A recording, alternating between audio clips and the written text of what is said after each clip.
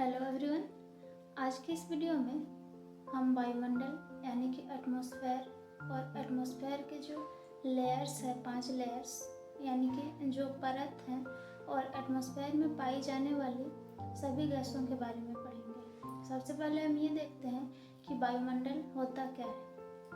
तो हमारी पृथ्वी चारों ओर से वायु की एक घनी चादर से घिरी हुई है जिसे वायुमंडल कहते हैं। हमारे पृथ्वी जो है ये चारों ओर से जो वायु की चादर से घिरी हुई है इसे ही हम वायुमंडल यानी कि एटमॉस्फेयर कहते हैं, जो कि चारों तरफ से घिरी हुई है। नाइट्रोजन तथा ऑक्सीजन ऐसी 2 गैसें हैं जिनसे वायुमंडल का बड़ा भाग बना हुआ है।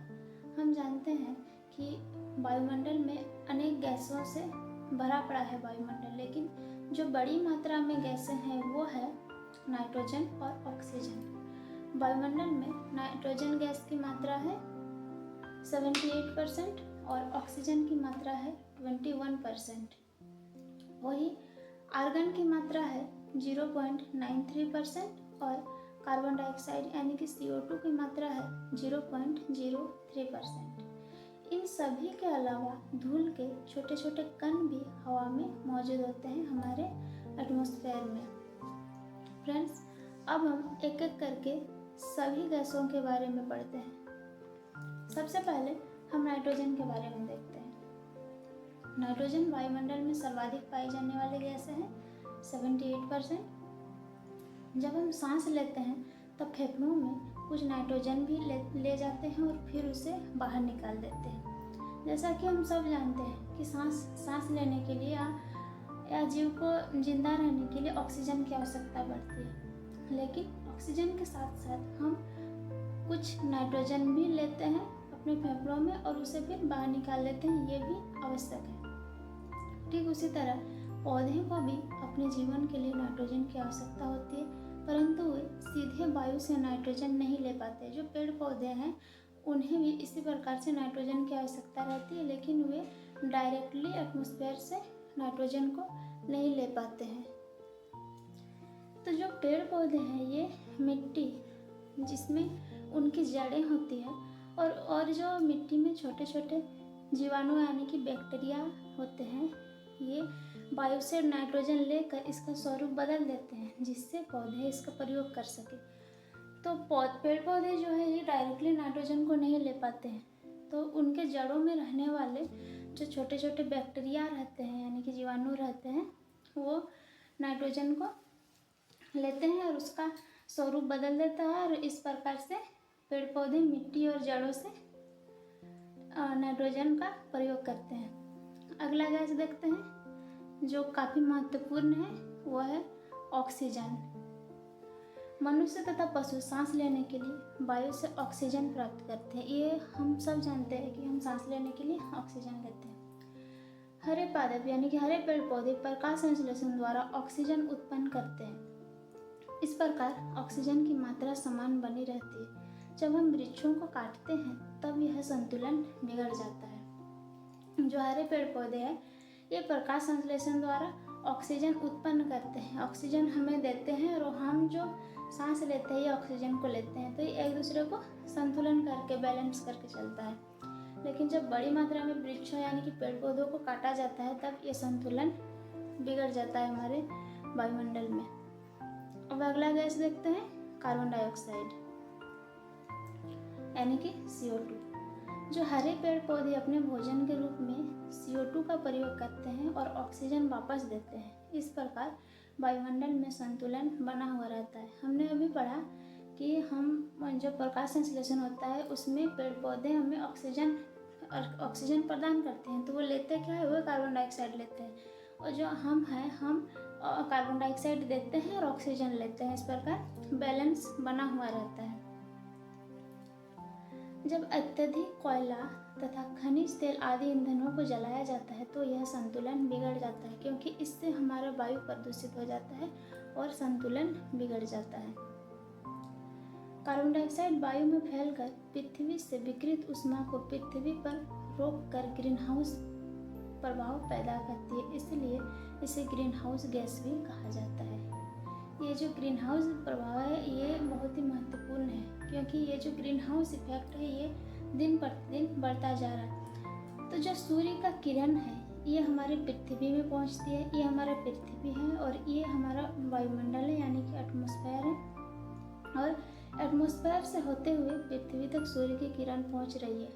लेकिन जब सूर्य की किरण का वापस जाने का बारी आता है तब जो ये प्रदूषित एटमॉस्फेयर है जिसके कारण सूर्य का किरण नहीं जा पाती है और वापस पृथ्वी में ही आ जाती है, तो इसे ही ग्रीन हाउस प्रभाव कहते हैं और इसीलिए इस गैस को ग्रीन हाउस गैस भी कहते हैं। इसी का कारण है कि ग्रीन हाउस प्रभाव पड़ता है। वातावरण में प्राकृतिक रूप से पाई जाने वाली ग्रीन हाउस गैसें इस प्रकार है। कार्बन डाइऑक्साइड जो सबसे प्रमुख है, मीथेन जल वाष्प यानी कि वाटर वेपर, नाइट्रस ऑक्साइड, फ्लोरोनीकृत गैसें और क्लोरोफ्लोरोकार्बन। क्लोरोफ्लोरोकार्बन जो है ये मानव निर्मित है, ये प्राकृतिक नहीं है। अब हम एक एक करके जो हमारे वायुमंडल के 5 लेयर है यानी कि 5 परत है उन सभी के बारे में देखते हैं। वायुमंडल की संरचना यानी कि जो इसका स्ट्रक्चर है, इसमें 5 परत बनी हुई है, विभाजित है हमारा वायुमंडल। तो सबसे निचला यानी कि जो सामने वाला परत है, लेयर है, उसे क्षोभमंडल यानी कि ट्रोपोस्फेयर कहते हैं। यह परत वायुमंडल की सबसे महत्वपूर्ण परत है। हम इसी मंडल में मौजूद वायु से सांस लेते हैं। हम जो सांस लेते हैं ये हम क्षोभमंडल में स्थित वायु से ही ऑक्सीजन लेते हैं, सांस लेते हैं। इसकी औसत ऊंचाई 13 किलोमीटर है।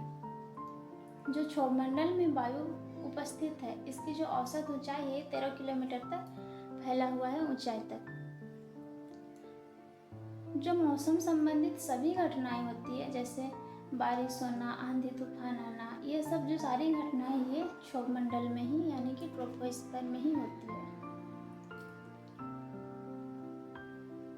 देखिए ये हमारा अर्थ है, इसके ऊपर क्षोभमंडल, फिर इसके ऊपर है समताप मंडल, फिर मध्य मंडल, वायुमंडल और सबसे ऊपर में बहिर्मंडल। ये 5 परत है हमारे पृथ्वी के। अगला परत है समताप मंडल। क्षोभमंडल के ठीक ऊपर का जो भाग है इसे समताप मंडल कहते हैं। ये लगभग 50 किलोमीटर की ऊंचाई तक फैला हुआ है। जो क्षोभमंडल है ये 13 किलोमीटर की ऊंचाई तक फैला हुआ है और समताप मंडल उसके ऊपर ठीक 50 किलोमीटर तक फैला हुआ है।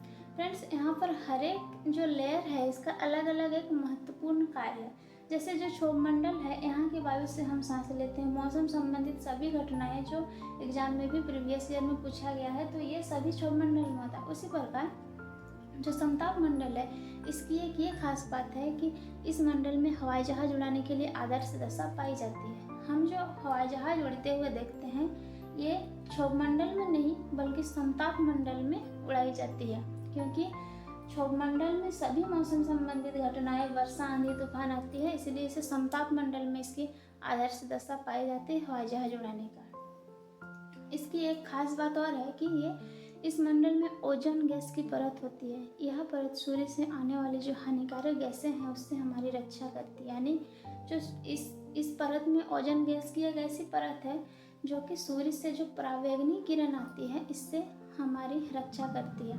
जो ये परावैंगनी किरण है सूर्य से जो आती है ये अगर डायरेक्टली हमारे स्किन पर पड़े तो हमें स्किन कैंसर हो सकता है, तो इससे हमारी रक्षा करती है ओजोन गैस की एक परत जो कि समताप मंडल में ही स्थित है।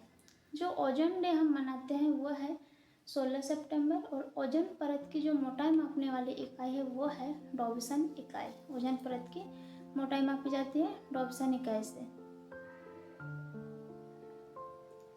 अब अगला परत है मध्य मंडल।